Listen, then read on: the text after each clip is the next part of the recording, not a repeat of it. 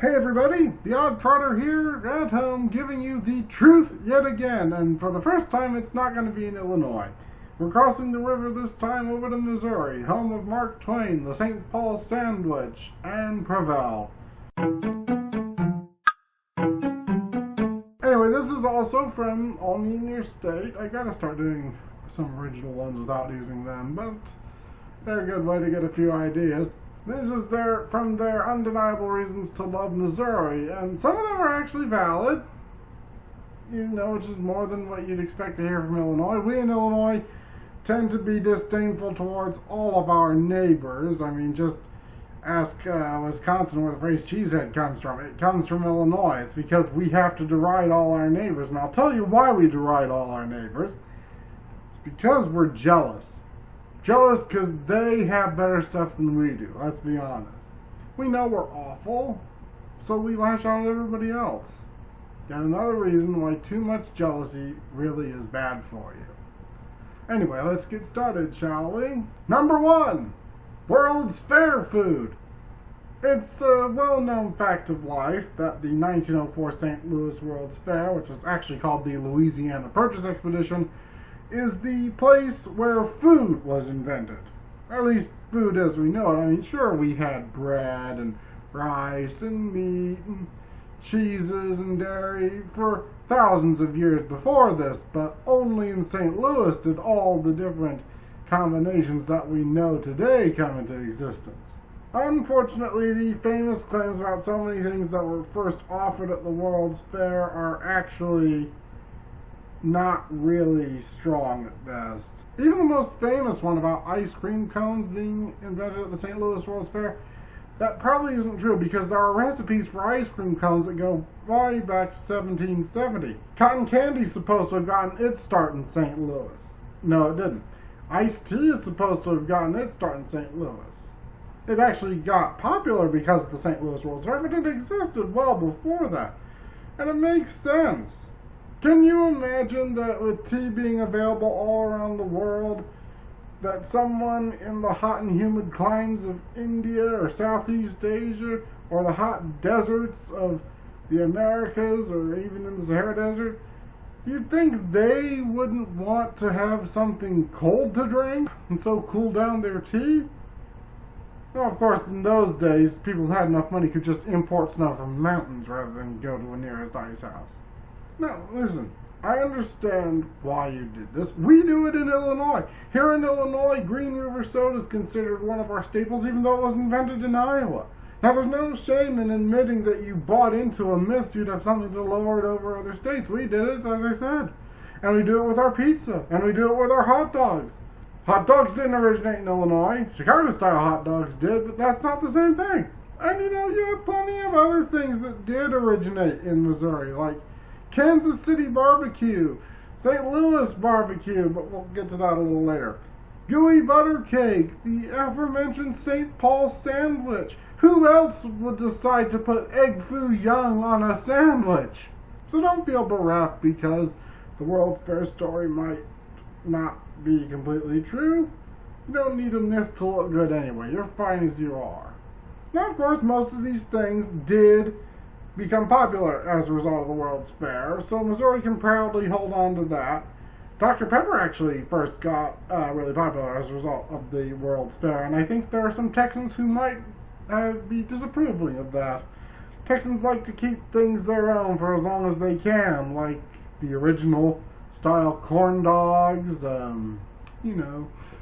steaks, the Big Texan, Ziegenbach beer, and a whole bunch of other lovely things.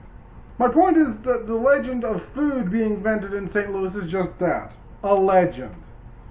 Still, it's a good legend for a state to have and better than some other states. Just ask Rhode Island. You don't want to know what their legends are. Number 2, the Gateway Arch. Now, I've actually seen the Gateway Arch. About 10 years ago I was in St. Louis. I haven't been inside it, though. It's certainly unique among landmarks. You don't see arches quite like this in other parts of the world. Even the Arc de Triomphe has additional supports compared to the minimalist designs of St. Louis's arch. took 20 years to go from the drawing board to completion, which to me seems a little excessive for an archway.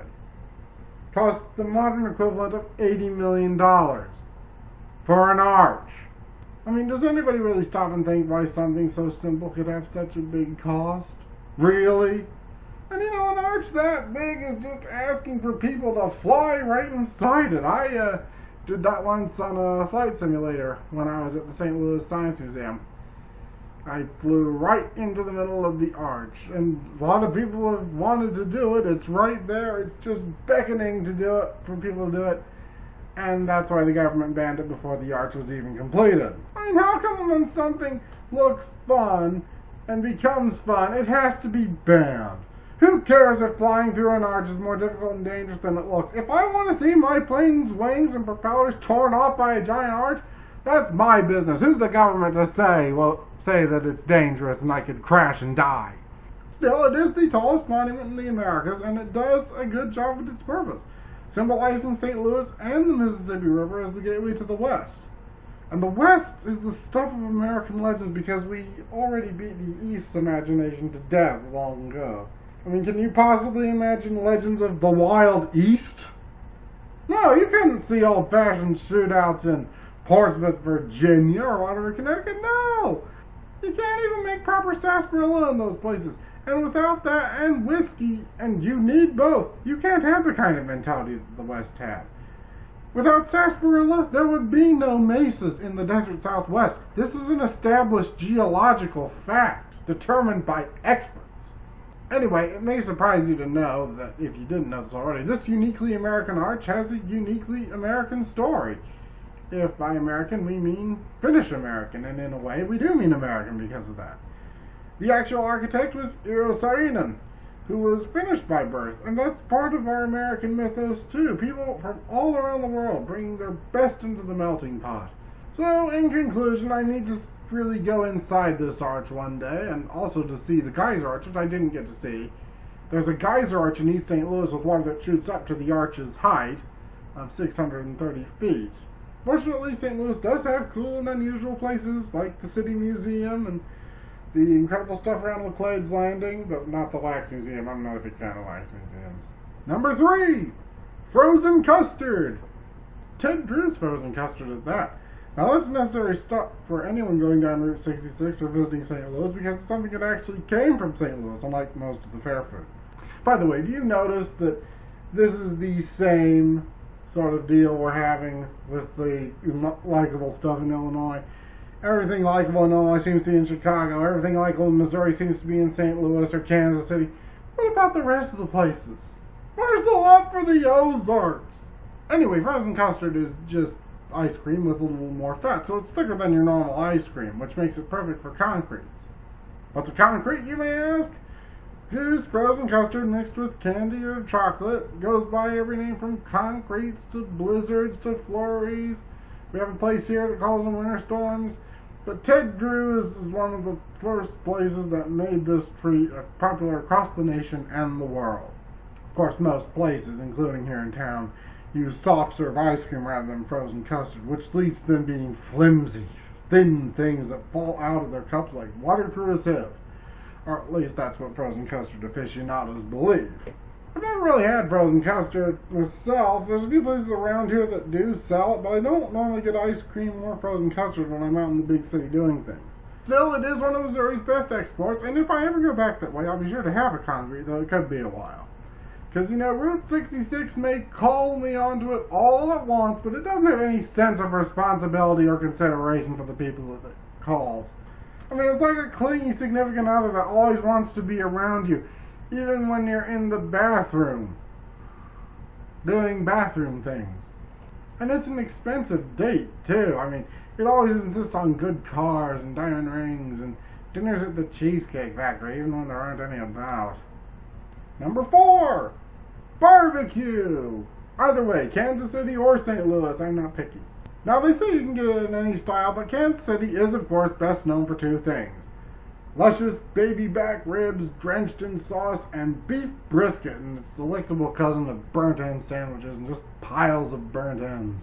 Most places in Kansas City sell their barbecue with cornbread, coleslaw, and french fries, and even though I don't enjoy coleslaw myself, it's certainly a good sounding dinner. I'll eat a rack of ribs with nothing else, dry or wet, so getting them straight from the stores would be incredible. There are also masters of pulled pork and beef, but I don't eat sandwiches as much as I do ribs or straight up brisket or even barbecued chicken, but barbecue chicken isn't one of their better points. St. Louis, meanwhile, also contests the barbecue crown with their ribs, served both wet and dry. Now, they prefer flatter spare ribs from the belly, so that makes them easier to brown than the thick baby back ribs that Kansas City and I prefer. I should try St. Louis ribs one of these days. There are a couple places here that make them.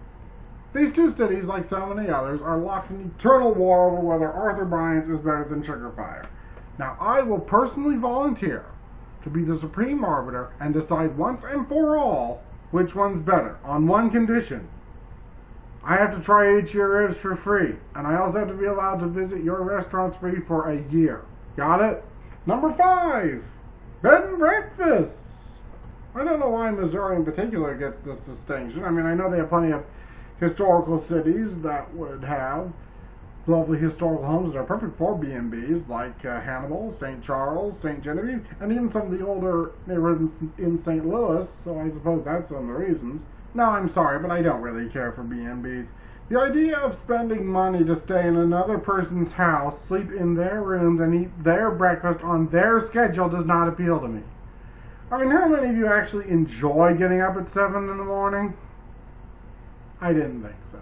I do it plenty when I'm traveling already, because that's when things tend to open up, is during the morning hours, of course. And that's just to go get breakfast on my own schedule. I don't want to be stuck eating on another person's time with food I'm not sure I'll enjoy, but eat anyway and say that I enjoy it because I'm from the Midwest and therefore suffer from a terminal case of politeness.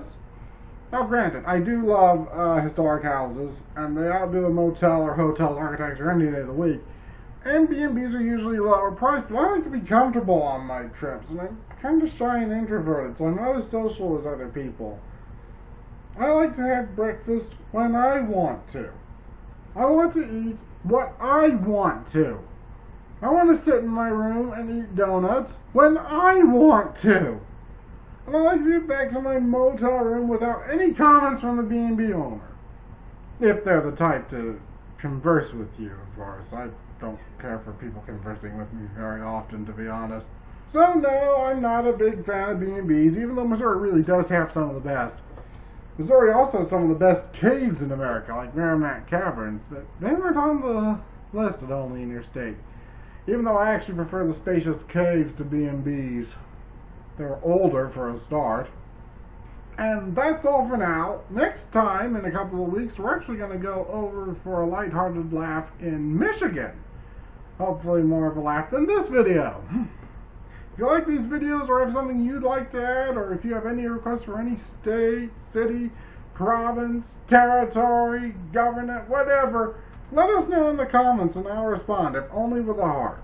Don't forget to like and subscribe to our videos and hit that notification bell so that you'll know every 2 weeks when a new truth video comes out, or even maybe one day when we start traveling again, though we don't know when that will be yet. Like us on Facebook, follow us on Twitter. Thanks for watching, and until next time, I've got to be trotting along.